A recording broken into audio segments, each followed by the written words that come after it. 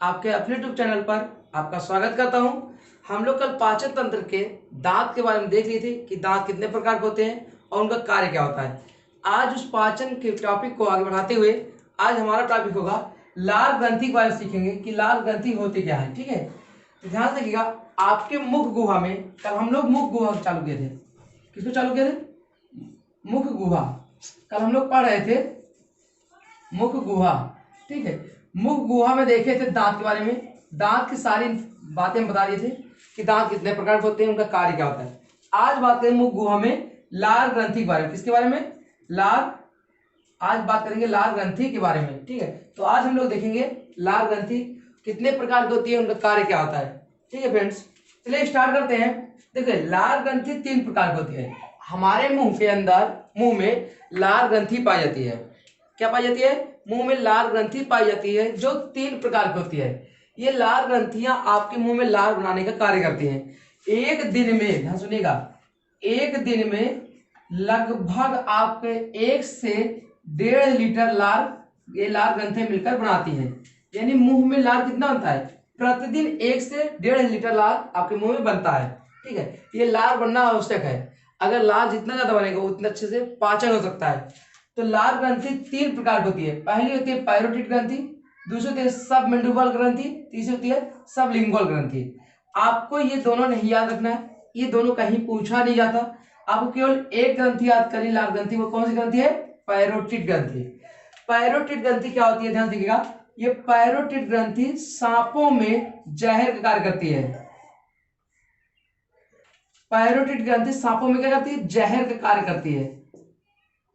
तो पूछा जाता है सांपों में जहर का कार्य करने वाली ग्रंथि का नाम क्या है? पैरोटिड ग्रंथि। और सबसे बड़ी ग्रंथि जो होती है वो पैरोटिड ग्रंथि होती है। कौन सी होती है? पैरोटिड ग्रंथि। इससे छोटी होती है सबमेंडिबल। ठीक है, और इससे छोटी होती है सबलिंगुअल। तो सबसे बड़ी ग्रंथि कौन सी होगी? पैरोटिड, उससे छोटी सबमेंडिबल, और उससे छोटी सबलिंगुअल। आपको केवल याद एक ही ग्रंथि रखना है। कौन सी? पैरोटिड ग्रंथि। ये सांपों में जहर बनाने का कार्य करती है। ये पैरोटिड ग्रंथि, सुनिएगा, मानव में जब पैरोटिड ग्रंथि में सूजन आ जाती है, क्या आ जाती है? सूजन। जब पैरोटिड ग्रंथि में सूजन आ जाती है तो गलसुआ नामक बीमारी हो जाती है। गलसुआ नामक बीमारी हो जाती है। आपका गाल सूज जाता है, गाल में सूजन आ जाती है। आपसे क्वेश्चन बनता है यहाँ पर कि गलसुआ बीमारी कब होती है? जब पैरोटिड ग्रंथि में सूजन आ जाती है। आपका गाल थोड़ा सूज जाएगा, आप इसे जब सिकाई करते हो, नमक पानी से धुलोगे तो आराम ठीक हो जाता है। ठीक है, तो सबसे बड़ी ग्रंथि कौन सी है? पैरोटिड ग्रंथि। सांपों में जहर का कार्य कौन करती है? पैरोटिड ग्रंथि। ठीक है, हमारे अंदर जो लार ग्रंथियां लार बनाती है, वो सांपों के अंदर जो पैरोटिड ग्रंथि होती है वो जहर बना देती है। ठीक है, अब याद रखिए, इस लार ग्रंथि से 4 एंजाइम निकलते हैं। कितने एंजाइम? 4 एंजाइम। पहले का नाम होता है लाइसोजाइम, दूसरे नाम होता है डाइस्टेज, तीसरे नाम होता है टाइलिन, चौथे नाम होता है म्यूलिन। तो पहले नाम क्या है?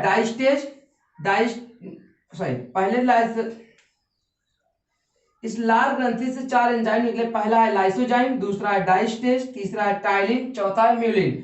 आपके लूसेंट में केवल और केवल टाइलिन का जिक्र है और किसी का जिक्र नहीं है। तो आप लोग याद रखिएगा, लार ग्रंथि से 4 एंजाइम निकलते हैं। पहला है लाइसोजाइम, दूसरा है डाइस्टेज, तीसरा है टाइलिन और चौथा है म्यूलिन। आप एक एक का कार्य समझते हैं। ये सारे एंजाइम है। ठीक है, अब पूछा जाएगा लाइसोजाइम कहां से निकलता है? तो लार ग्रंथि से निकलता है। कहां से निकलता है? लार ग्रंथि से निकलता है।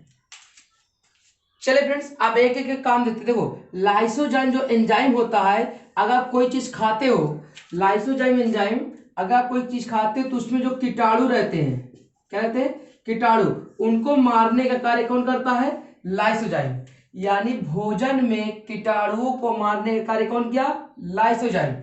अब आगे देखते हैं, आप कोई चीज भोजन खाते हो तो उसमें जो स्टार्च होता है, आपका जो मंड होता है, यानी अर्थात चोकर, जो चोकर होता है, स्टार्च, मंड, चोकर, इसका पाचन कौन करता है?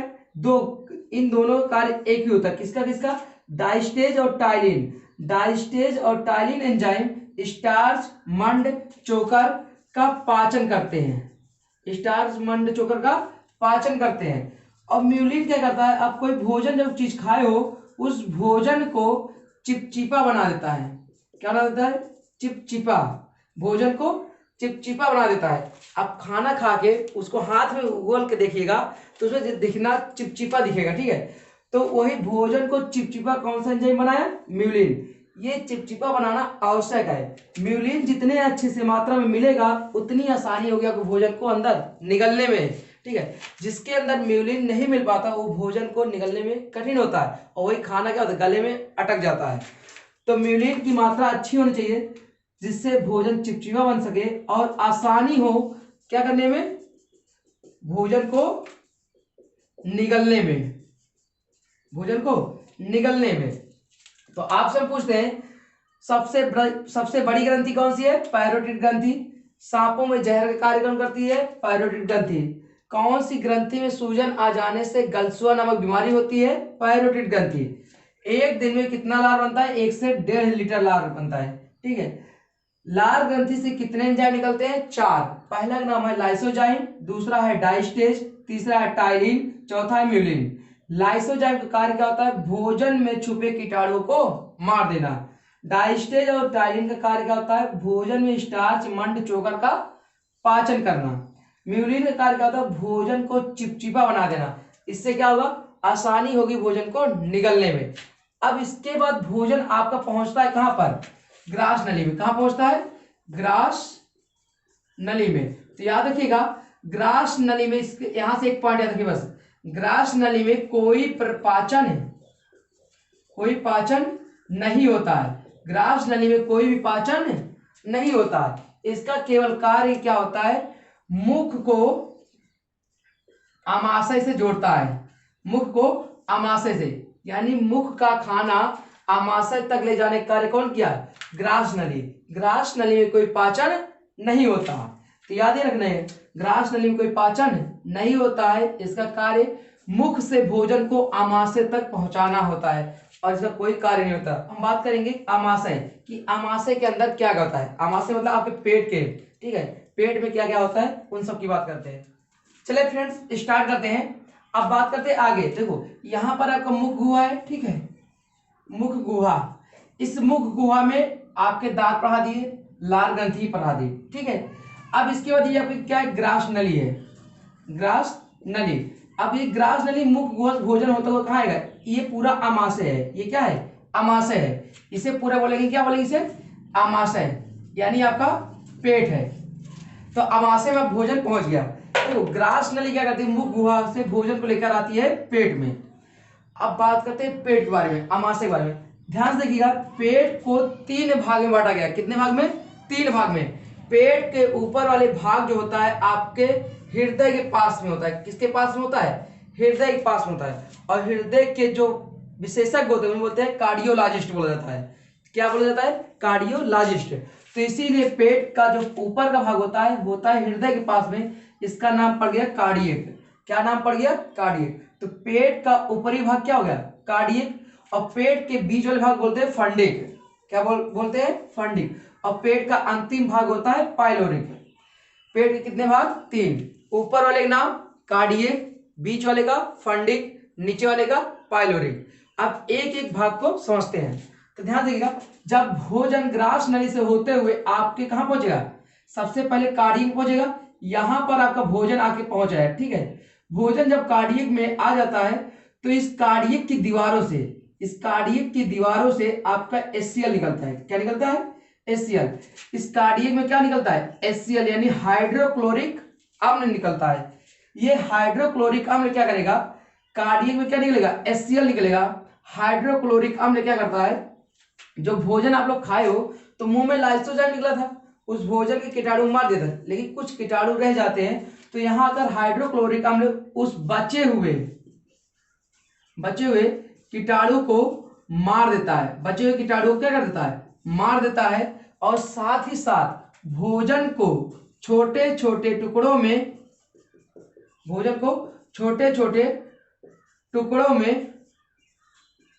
तोड़ देता है।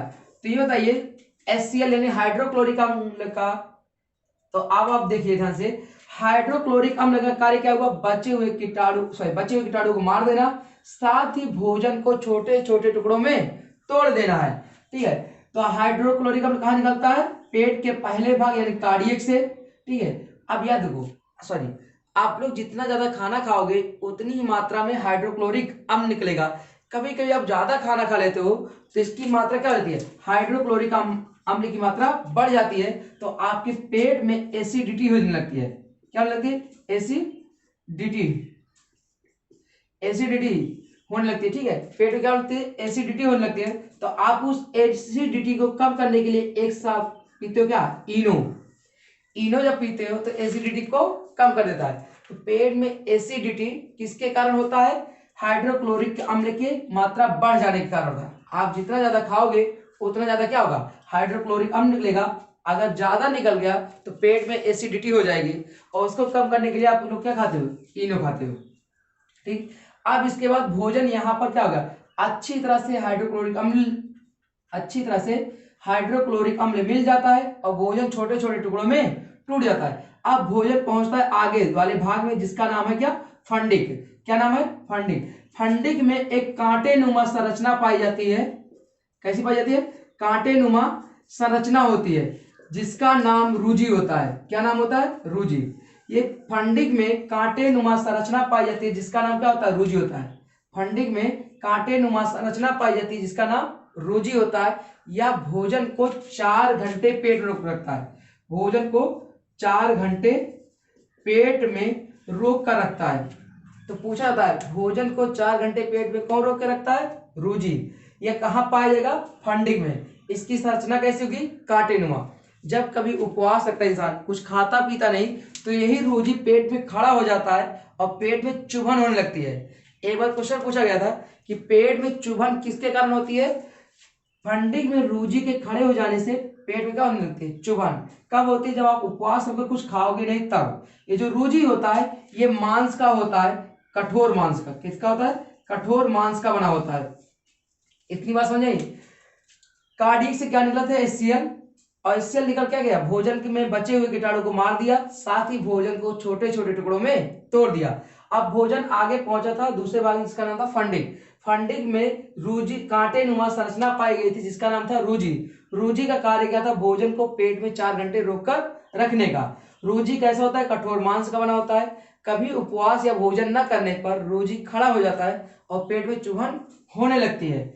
अब इसके बाद भोजन पहुंचता है, ध्यान सुनिएगा, भोजन पहुंचता है पाइलोरिक में। कहां पहुंचता है, पाइलोरिक में। अब पाइलोरिक में पाई जाती है जठर ग्रंथि। पाइलोरिक में क्या पाई जाती है, जठर ग्रंथि। पाइलोरिक में पाई जाती है जठर ग्रंथि। क्या पाई जाती है, जठर ग्रंथि। पाइलोरिक में आपके पाई जाती है जठर ग्रंथि। इस जठर ग्रंथि से निकलता है जठर रस। क्या निकलता है, जठर रस। पाइलोरिक में क्या पाई जाती है, जठर ग्रंथि, और इससे निकलता है जठर रस। ठीक है फ्रेंड्स, पाइलोरिक में जठर ग्रंथि पाई गई, उससे निकला जठर रस। जठर रस 2 प्रकार का होता है, एक का नाम होता है रेनिन। क्या नाम होता है, रेनिन, और दूसरे नाम होता है पेप्सिन। जठर ग्रंथि से निकला जठर रस, ये 2 प्रकार का, एक का नाम रेनिन, दूसरे नाम पेप्सिन। रेनिन का कार्य क्या होता है, जब कोई व्यक्ति, इंसान दूध खाता है, उस दूध का पाचन कर देता है दही के रूप में। किसके रूप में, दही के रूप में।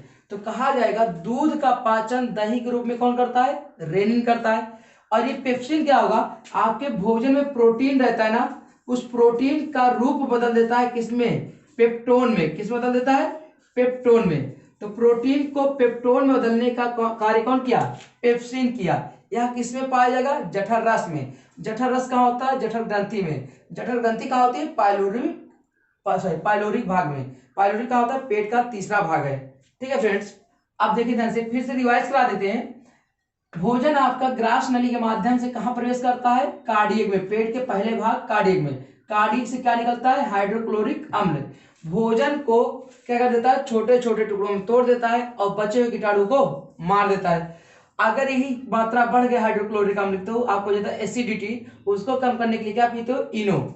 अब इसके बाद भोजन आगे बढ़ता है, कहां पहुंचता है, फंडिक में। फंडिंग में कांटे नुमा संरचना पाई जाती है जिसे हम रूजी कहते हैं। इस रूजी का कार्य क्या था, भोजन को 4 घंटे पेट में रोक कर रखने के लिए, ताकि अच्छे से HCl वगैरह मिल सके और सभी कीटाणु वगैरह मर सके। रूजी किससे बना होता है, कठोर मांस का बना होता है। इसके बाद भोजन पहुंचता है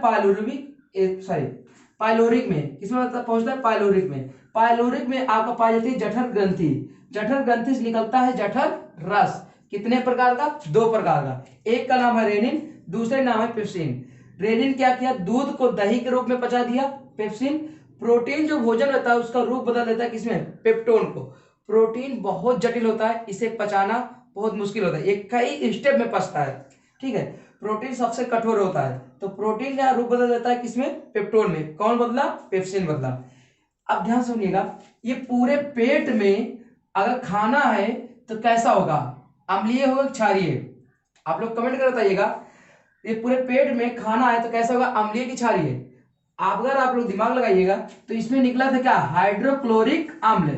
ये पहले से नाम दे रखा है क्या, हाइड्रोक्लोरिक अम्ल। इसका मतलब भोजन कैसा है, भोजन आपका अम्लीय है। कैसा है, अम्लीय है। तो पेट में भोजन कैसा होता है, यानी पेट भोजन का रूप कैसा होता है, अम्लीय होता है। कैसा होता है, अम्लीय। अब आपसे पूछे पेट में भोजन कैसा रूप होता है, अम्लीय। आप कुछ भी खाइए पेट में जाकर अम्लीय होना ही होना है। आप अगर रसगुल्ला भी खा, अगर आप रसगुल्ला भी खा लेंगे ना तो आप मीठा खाए हो, लेकिन पेट में जाने के बाद वो अम्लीय हो जाता है। अब जिसको विश्वास नहीं होगा तो कस के रसगुल्ला खा लीजिएगा। ठीक है, इतना खा लीजिएगा कि यहाँ तक भर जाएगा, एकदम गले तक। और जब उसको उल्टी करिएगा ना तो आपको पता चल जाएगा, क्योंकि आप खाए थे तो मीठा मीठा, जब उल्टी होता है तो कैसा लगता है, तीखा लगता है, तो खट्टा, एकदम जैसे अजीब सा लगता है, कड़वाहट कर। तो इसका मतलब क्या हो, पेट में कुछ ना कुछ तो मिला होगा ना। तो जो कड़वाहटपन लगती है मीठे भी चीज में, वो क्या होता है, उसमें HCl मिल जाता है और हो जाता है अम्लीय। यानी आप मीठा भी खाए थे और जब उल्टी ही हुआ, आपकी उल्टी हो गई, वोमिटिंग हो गई, तो वो कैसा लगा था, एकदम कड़वाहट लगा था, एकदम कड़वा कड़वा। ठीक है, उसमें मिल जाता है अम्लीय। अगर वो कड़वा ना लगे ना तो इंसान उल्टी करने के बाद दोबारा भी खा सकता है। ठीक है, तो चलिए फ्रेंड्स, आप ध्यान सुनिएगा। कुल मिलाकर पेट में भोजन कैसा रहता है, अम्लीय रहता है। कैसा रहता है, अम्लीय। अब इसके बाद जब पेट से भोजन निकलता है, ध्यान सुनिएगा, यहाँ लिखते हैं एक पार्ट इसका, इधर लिखते हैं। ठीक है, पेट से जो भोजन निकलता है उसका रूप हो जाता है, भोजन जो निकलता है इसका रूप हो जाता है काइम। क्या हो जाता है, काइम। अब आपसे पूछता है कि पेट के बाद भोजन का रूप कैसा हो गया, काइम हो जाता है। कैसा हो जाता है, काइम। अब इसके बाद खाना कहाँ पहुंचेगा, छोटी आंत में। इस छोटी आंत में क्या होता है, कैसे होता है, नेक्स्ट वीडियो में समझाते हैं। और फ्रेंड्स, उम्मीद करता हूँ पेट के बारे में और लार ग्रंथि आपको समझ में आया होगा।